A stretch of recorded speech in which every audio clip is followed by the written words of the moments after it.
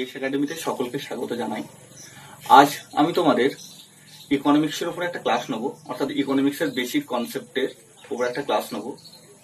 এই ইকোনমিক্স পেপারটা সবার কাছেই খুব একটা নতুন, নতুন ধরনের সাবজেক্ট।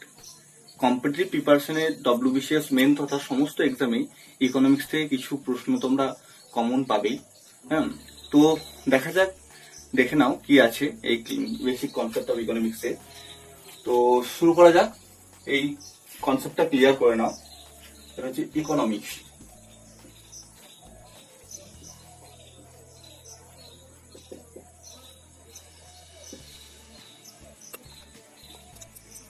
বেসিক কনসেপ্ট অফ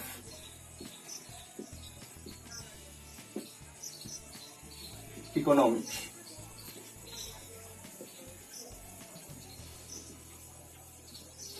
তো ইন্ট্রোডাকশনটা প্রথমেই জানতে হবে, যেটা হলো ফার্স্ট অফ অল আমাদের জানতে হবে যেটা যে সায়েন্স কি আছে, যে সায়েন্সের দুটো পার্ট, একটা হচ্ছে ন্যাচারাল সায়েন্স,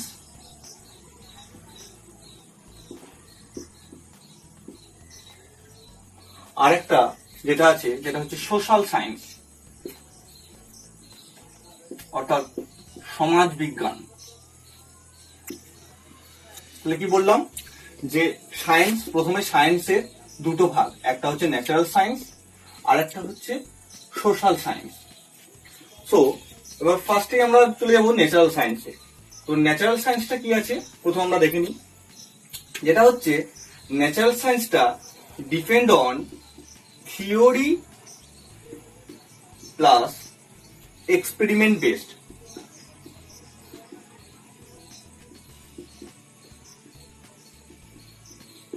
এক্সপেরিমেন্ট বেসড অর্থাৎ কি আছে, যে এখানে থিওরি অর্থাৎ তত্ত্ব এবং পরীক্ষা এই দুটো ডিপেন্ড করে ন্যাচারাল সায়েন্সের উপরে। অর্থাৎ ন্যাচারাল সায়েন্সটা দুটো পার্টে বিভক্ত আমরা বলতে পারি, একটা হচ্ছে থিওরি বেসড এবং একটা হচ্ছে এক্সপেরিমেন্ট বেসড। অর্থাৎ এই পুরো সমস্ত বিষয়টাই ডিপেন্ড অন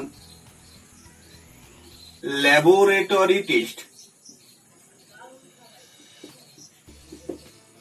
ওকে, তাহলে ল্যাবরেটরি টেস্ট যে বিষয়টা, যেগুলো পরীক্ষাগারে পরীক্ষা করা হয়, সেটা আমাদের ন্যাচারাল সায়েন্সের পার্টের মধ্যে চলে গেল। অর্থাৎ ন্যাচারাল সায়েন্সের যদি আমাকে ভাগ বলতে হয়, এক্সাম্পল বলতে হয়, ফিজিক্স, কেমিস্ট্রি এবং ম্যাথামেটিক্স। তাহলে দেখে নাও, যে যেগুলো পরীক্ষাগারে প্রস্তুত করা হয় বা পরীক্ষাগারে কার্য করে বা নির্ভর তার উপরে তত্ত্ব দিয়ে আনা হয়, সেটা হচ্ছে ন্যাচারাল সায়েন্স। যেরকম হচ্ছে ফিজিক্স, কেমিস্ট্রি এবং ম্যাথামেটিক্স। ওকে, এবার সোশ্যাল সায়েন্স। তাহলে সোশ্যাল সায়েন্সের মধ্যে কি বলতে পারি, যে সোশ্যাল সায়েন্সটা based on theory.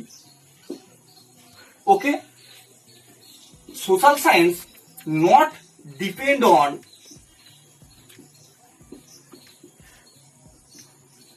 Laboratory test. অর্থাৎ এটা পরীক্ষাগারে কোন রকম ভাবে পরীক্ষাগারের কোনো ব্যাপার এই সোশ্যাল সায়েন্সের ক্ষেত্রে কিন্তু নেই। অর্থাৎ সোশ্যাল সায়েন্সটা যেটা নির্ভর করে depend on human behaviour.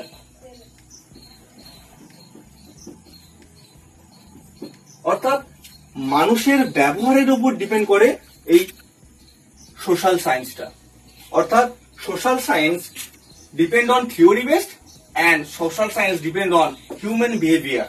So social সায়েন্সের যদি আমরা পার্ট বলতে চাই, তাহলে যে এক্সাম্পল আমাদের সামনে চলে আসবে সেটা হচ্ছে ইকোনমিক্স, সাইকোলজি অর্থাৎ মনোবিদ্যা, অর্থনীতি, এগুলো সব কি সোশ্যাল সায়েন্সের part. So economics is a branch of social science. আমরা এটা বলতে পারি যে economics is a branch of social science.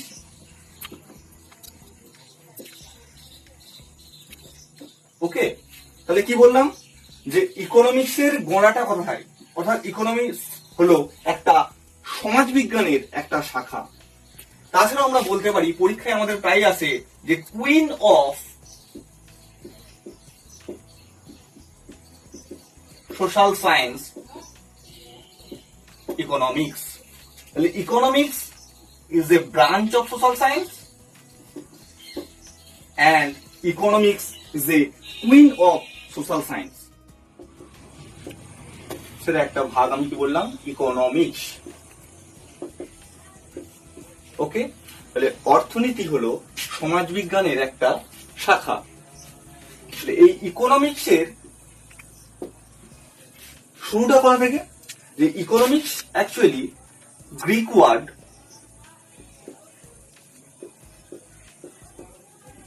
ওইকোনোমিয়া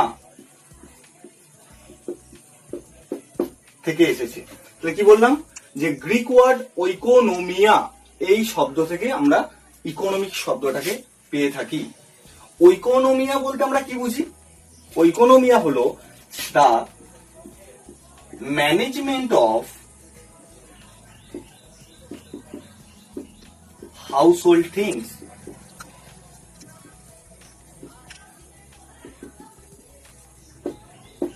তাহলে ওইকোনোমিয়া শব্দের অর্থ কি? ওইকোনোমিয়া শব্দের অর্থ হলো the management of household things. Okay, তাহলে ম্যানেজমেন্ট অফ হাউসহোল্ড থিংস বলতে কি বোঝায়? অর্থাৎ বাড়িতে ব্যবহৃত জিনিসপত্রের ব্যবস্থাপনা।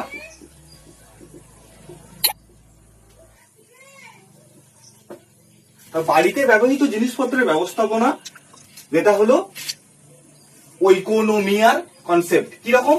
অর্থাৎ আমরা দৈনন্দিন জীবনে যে সমস্ত জিনিসপত্র ব্যবহার করে থাকি, বা আমাদের প্রত্যেকের চলার পথে যে সমস্ত জিনিসপত্র প্রয়োজন, সেই সমস্ত কনসেপ্টটাই কিন্তু ওইকোনোমিয়ার পার্ট। আর এই ওইকোনোমিয়া শব্দ থেকে এসছে ইকোনমিক্স।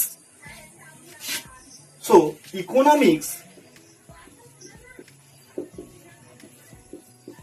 বিষয়টা যে বিষয়ের উপর মেনলি ফোকাস করে থাকে, সেটা হচ্ছে রিসোর্স। কিরকম? অর্থাৎ ইকোনমিক্স ফোকাস করে থাকে রিসোর্সকে। তো রিসোর্স বলতে আমরা কি বুঝি? রিসোর্স বলতে বোঝায় সম্পদ। অর্থাৎ এই সমস্ত কনসেপ্টটাই, রিসোর্সের সমস্ত কনসেপ্ট ইকোনমিক্সের সঙ্গে যুক্ত। কিরকম? রিসোর্সকে যদি আমরা ভাগ করতে চাই, সেটা হলো রিসোর্সের দুটো পার্ট। একটা হচ্ছে ন্যাচারাল রিসোর্স, আর 2 নম্বর হচ্ছে ম্যানমেড রিসোর্স।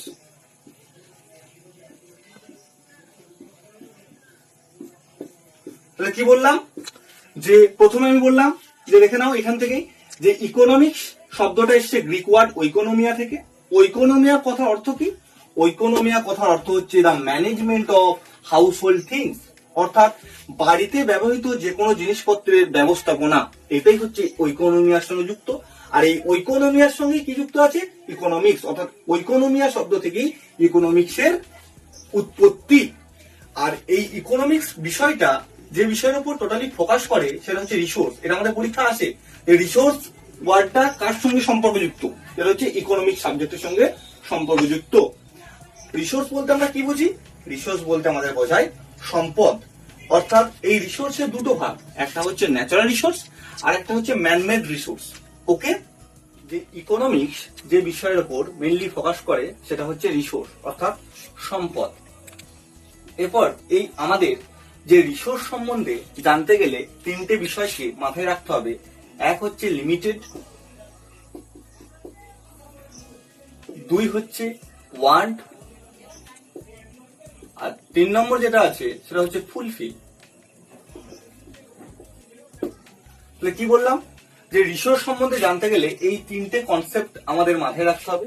এক হচ্ছে লিমিটেড, 2 হচ্ছে ওয়ান্ট এবং 3 হচ্ছে ফুলফিল। পরীক্ষা অনেক সময় দেখা যায় পরীক্ষাতে এই 3টে ওয়ার্ডকে ধরে ডাইরেক্ট প্রশ্ন দিয়ে দেয়, যে এই 3টে ওয়ার্ড কার সাথে সম্পর্কযুক্ত, সেটা রিসোর্স, এবং রিসোর্স আবার যুক্ত হচ্ছে ইকোনমিক্সের উপর। ওকে, তাহলে কি আছে দেখে নাও এই বিষয়টার উপরে। যেটা হচ্ছে, দেখো প্রথম আমাদের ওয়ান্ট কিন্তু আনলিমিটেড, মানে আমাদের চাহিদা প্রচুর, কিন্তু সে তুলনায় রিসোর্স কিন্তু নেই, অর্থাৎ লিমিটেড রিসোর্সে, অর্থাৎ আমরা কি বলতে পারি যে unlimited want but limited resource.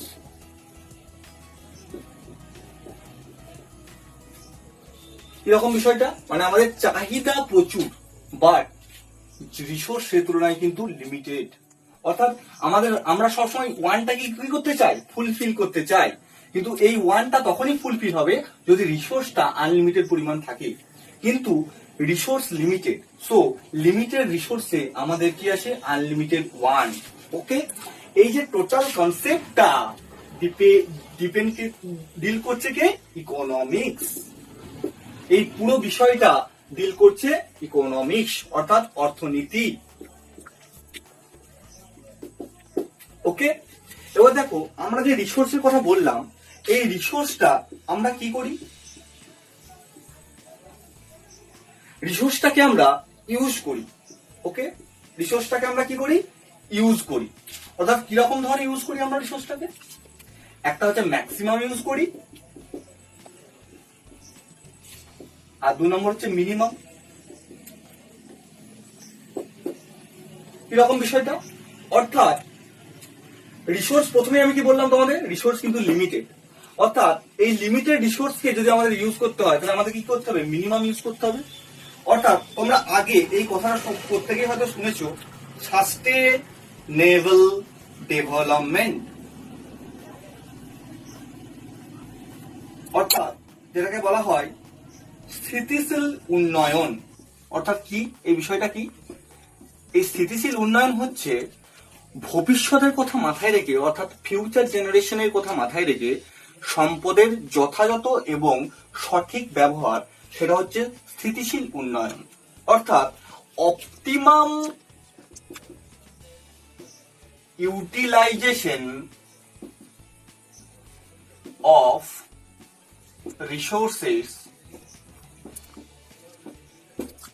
যে বিষয়টা সেটাই হলো যে ইকোনমিক্স ডিল করে থাকে। কিরকম বিষয়টা কি, যে economics deals with the optimum utilisation of resources.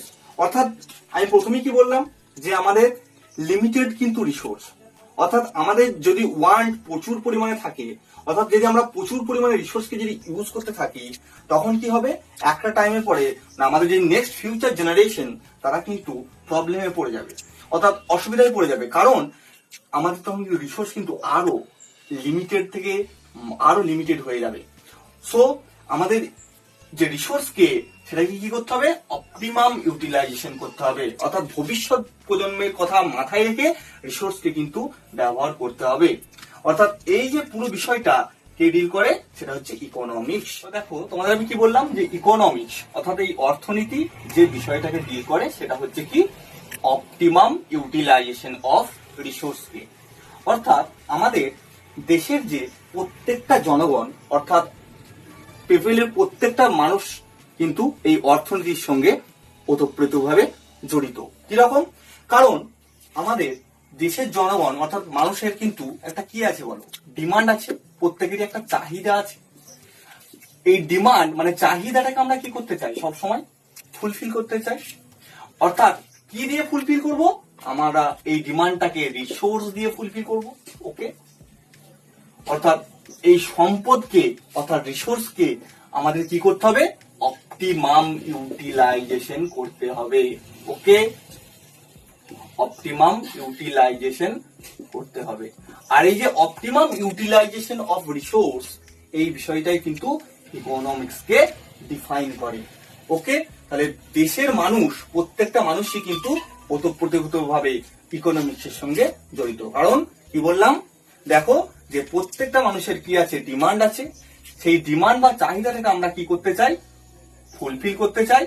ওকে, কি দিয়ে, আমরা রিসোর্স দিয়ে সেটাকে আমরা ফুলফিল করতে চাই। সেই রিসোর্সটাকে আমাদের কি করতে হয়, রিসোর্সটাকে আমাদের অপটিমাম ইউটিলাইজেশন করতে হয়। আর এই আমি প্রথমেই বললাম যে এই যে অপটিমাম ইউটিলাইজেশন অফ রিসোর্স, সেটাই কিন্তু ইকোনমিক্সের একটা মুখ্য বিষয়। ওকে, বুঝতে পেরেছো বিষয়টা? তাহলে কি বললাম যে ডিমান্ড, তাহলে এই যে ডিমান্ড অর্থাৎ চাহিদা, এটাও কিন্তু রিলেটেড টু ইকোনমিক্স। আর দেখো দেশের প্রত্যেকটা জনগণ মানে আমাদের কান্ট্রির প্রত্যেকটা মানুষের কিন্তু কিছু না কিছু ডিমান্ড আছে, প্রথমেই বললাম আমি। এবং এই ডিমান্ডটা কি দিয়ে ফুলফিল হবে? গুডস দিয়ে ফুলফিল হবে। ওকে, তাহলে ডিমান্ড যেটা মানুষের রয়েছে সেটা আমরা কি দিয়ে ফুলফিল করব? গুডস দিয়ে ফুলফিল করব। অর্থাৎ এই যে ফুলফিল করাটা, অর্থাৎ গুডস এর কি দরকার? গুডস এর হচ্ছে সার্ভিসটা প্রপারলি হতে হবে।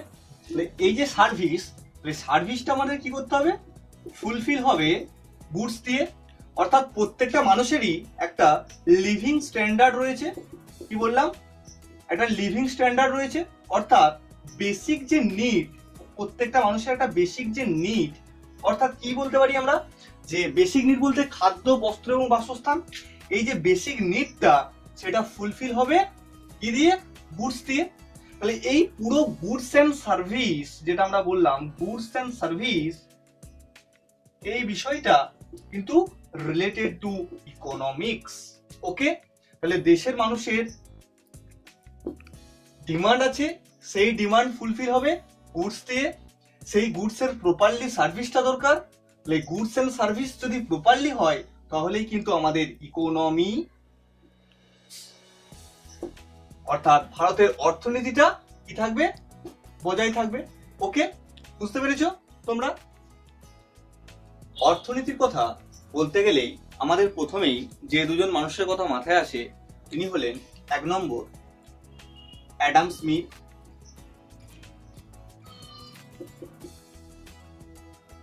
দু নম্বর হলো প্রফেসর আলফ্রেড মার্শাল।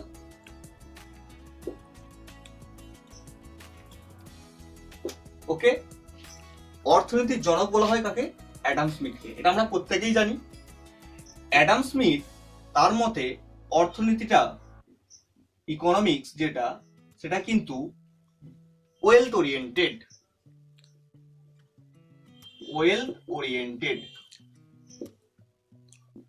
কিরকম বিষয়টা? যে তিনি বলেছেন, অ্যাডাম স্মিথ বলেছেন যে অর্থনীতি ওয়েলথ ওরিয়েন্টেড। আর মার্শালের মতে অর্থনীতি কিন্তু অর্থাৎ ইকোনমিক্স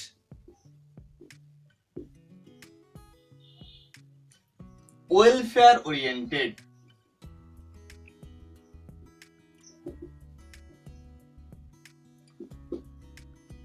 তাহলে আমি কি বললাম যে অ্যাডাম স্মিথের মতে ইকোনমিক্স কিন্তু ওয়েল ওরিয়েন্টেড, অর্থাৎ wealth oriented economics.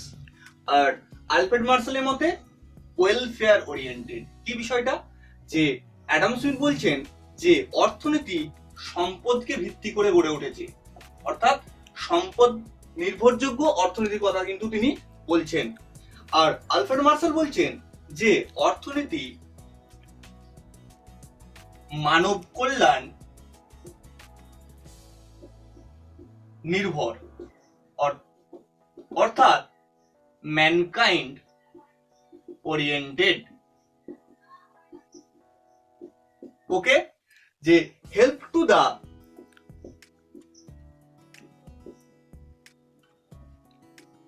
People of country. যে অর্থনীতি দেশের জনগণকে কি করে?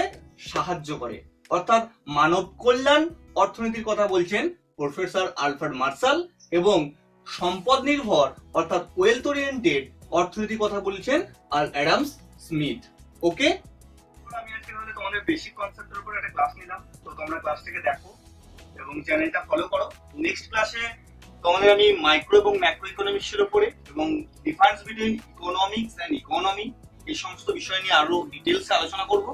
তো থ্যাঙ্কস, তো ক্লাসটা দেখো এবং আমাদের চ্যানেলটাকে ফলো করো।